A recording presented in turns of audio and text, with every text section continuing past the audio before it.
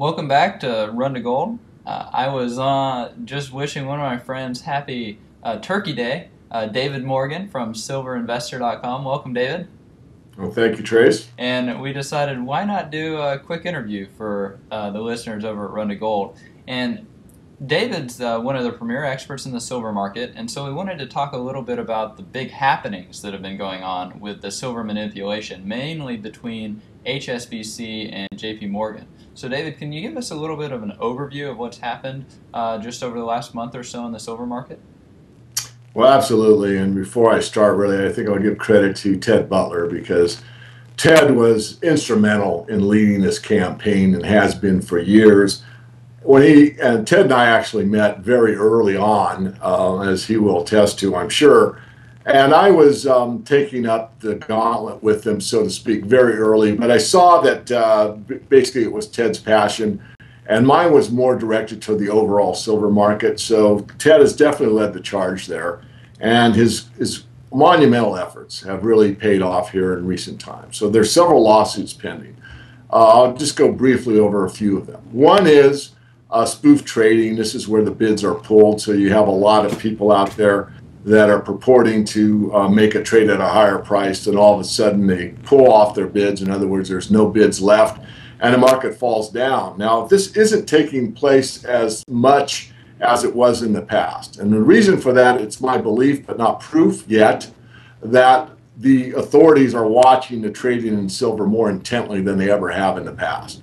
And so the big banks that are used to doing these maneuvers are reluctant, I think, to pull them off as much as they have. Now, certainly there has been a sell-off commitment of trader-wise recently, yet it isn't to the huge degree that we saw that was reported in the CFTC hearing, where basically 25% of the world's silver supply was sold in one trade, which obviously took the price of silver down massively.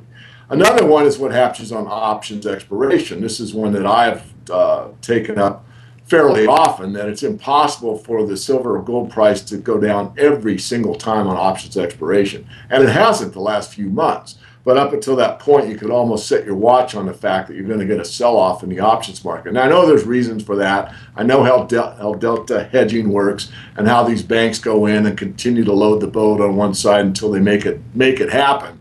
But regardless, there's a lawsuit about that as well. And lastly, there is a class action lawsuit. And the law firm that's taking this one on has actually had a very good track record going into these kind of suits with the futures, the futures industry. And so I'm very cautiously optimistic that one or all three or more of these suits will, come to fruition in the side of the plaintiffs. But to be cautious, I'm going to state that it's extremely difficult to prove intent, which is what you do in a manipulation case. It's very difficult, when you're before the judge to say, well, why did you sell off such a massive amount of silver? And the point is, well, to move the market down and to make a profit.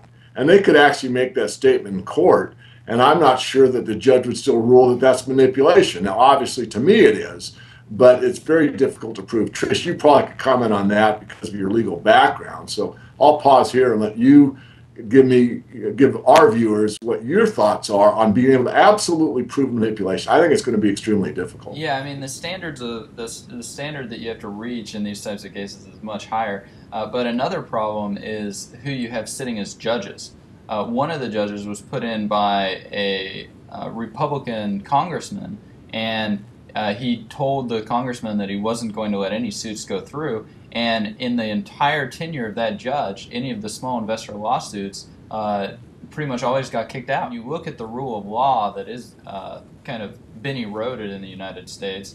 Yeah, we might have these standards, but how do we know, or how can we even trust that the CFTC or the SEC is properly enforcing them? They're probably just watching porn on their computer, like they were instead of prosecuting Madoff. So, I mean, we really can't trust these people anyways, which I think is what you see happen in the collapse of an empire or other large system, is the official and recognized trust institutions and things like that, they begin to lose their credibility and their authority. and then private markets begin to step in and fill the void. And we're seeing that with the silver derivatives. We mentioned it just briefly, this greater concentration among less parties. And another effect that's coming out of that is, we've both talked about the ETFs before. Well, the paper of somewhat dubious quality, it's beginning to trade in what you could say is somewhat of a backwardation type event.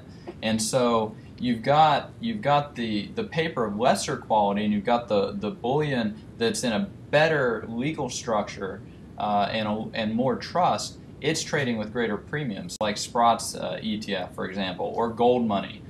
James Turk, he just filled an $8 million order for physical silver for one of his clients. That's kind of fun, isn't it? Talking about standing for physical delivery because people don't trust the courts.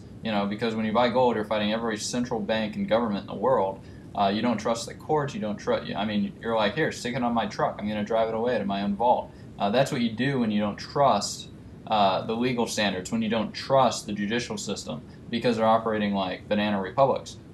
Well, the gold VIX on Friday had a massive sell-off of like 15, and what that seems to imply is that there's going to be a large hedge fund standing for physical delivery on the gold contracts. So that's kind of exciting. But getting back to these two, before the call we talked about the COMEX contracts and then the bank silver certificate contracts that you have with various banks. Can you give us a little bit of an overview about what that is, kind of the contracts behind them, and why there's such a big issue with these silver certificate programs? Absolutely. And before I do that, I just want to digress slightly. On the manipulation issue, as important as it is, I have always maintained that regardless of what happens in the court system or eventually, this thing is going to unravel on its own merit, because the demand for silver physically will be so great that it'll overpower all these paper plays. So I wanted to get that statement out there.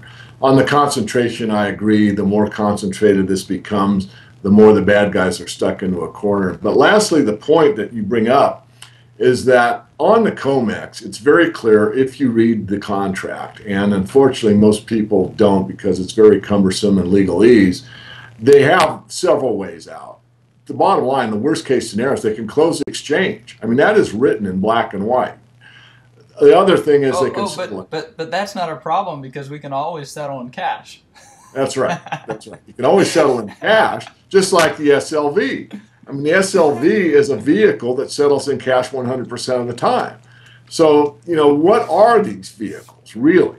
Well, they're derivatives, and the derivative is based on, as you call them, paper bugs. The paper bugs can produce the paper to settle, and that's what the contract says. So, if there's a problem with you entering into a contract with the SLV or the COMEX, then the problem is basically yours, meaning that you have the obligation to adhere to the contract. Now, I want to be specific here because it's important, especially when you're dealing in legal terms, that if you have a warehouse receipt and it has your bar numbers on that certificate, that you're fine legally, as far as I'm concerned. I mean, basically your silver is paid for, or gold, and it's resting in a vault that is a approved COMEX quote-unquote warehouse, which is really a bank. Now, in those cases, you're fine. So I don't want to, startle anyone. I don't want to, be anything but totally ethical and have full integrity on what that means. But if you are in the futures market itself and you don't have those bars fully paid for, you're in a different scenario. You could be settled in cash. Okay. Now, moving on to a point that really isn't brought up that much are these direct certificates that are on deposit with various banks, usually bullion banks.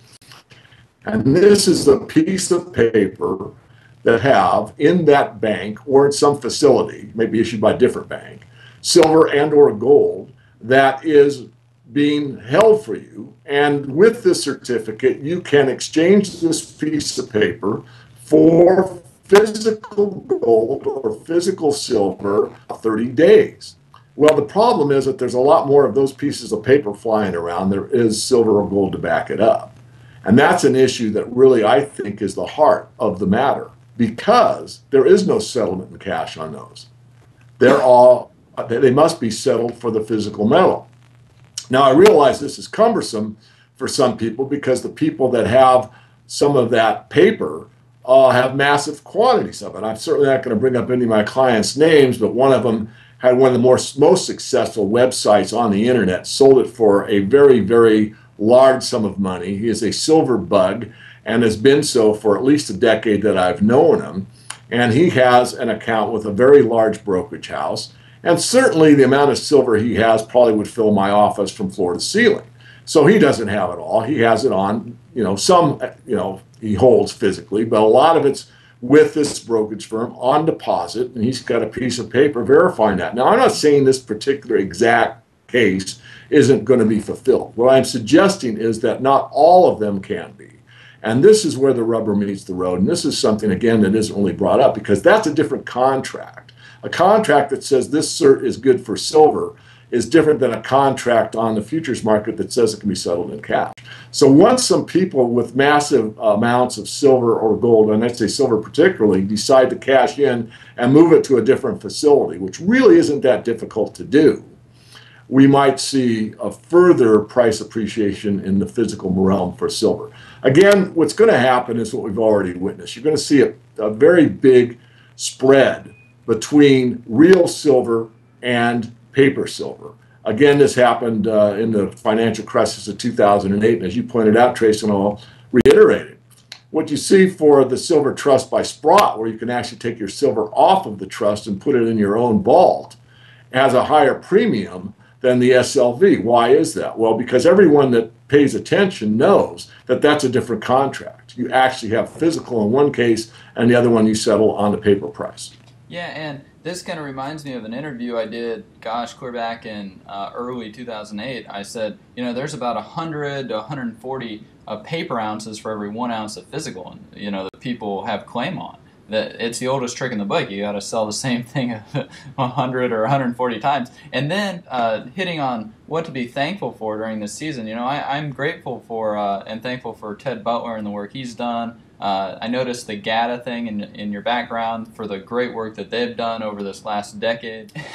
We got lots of paper bugs, and you can have lots of paper, or you can take physical delivery of your silver coins. And so I'm just grateful that I've got physical delivery of lots of different coins and things because in this turmoil that we've got, there's a lot of uncertainty. People don't necessarily know what's going to happen. We have such a complex world economy. We really can't have this central planning on this with such a complex economy. We got to be able to provide food for people. And during the Lehman Brothers collapse, you had CFOs of Fortune 500 companies calling Treasury saying, we won't be able to make payroll because of the money market funds going down. And what happens when Walmart or Exxon don't make payroll? We've got 45 million people. How do they on food stamps? How do they get their calories every day? So I'm very grateful that at least I'm in a position where I'm not as anxious about these types of things because I'm prepared. And I'm sure that you're also in a similar position. You've got your physical silver. You've been warning on these things for a long time. And, that's a somewhat tireless and thankful job to do because it's something nobody wants to hear. But at the same time, it's, I think, important. And then when you're prepared, you're not as worried about these things that can play out because, as you said, it's going to play out. Like the silver market manipulation, the gold market manipulation, it's going to play out. It will fail to market forces. And it's, we don't necessarily want to be collateral damage when that happens. So is there anything else you'd like to add in the last about 30 seconds about what you're thankful for this holiday season? Well, I'm thankful for my wife and my family and, of course, all the blessings we have in a free market, which is less free than it used to be. But I still believe that the power of free speech and the internet is going to take back our freedoms a little at a time, and over the long run, it's going to come back to basically the principles that made this country so great. But I have to one-upmanship you on the paper thing. These are the trillion. And I have a new video coming out very soon. Oh, you got and I'd like to help me get that video out because it's aimed more at the young people that are looking at the difference between this kind of stuff and this kind of stuff. So thank you for the interview, Trace. Blessings to you and yours, and we'll do another video soon. You also. Thanks, David.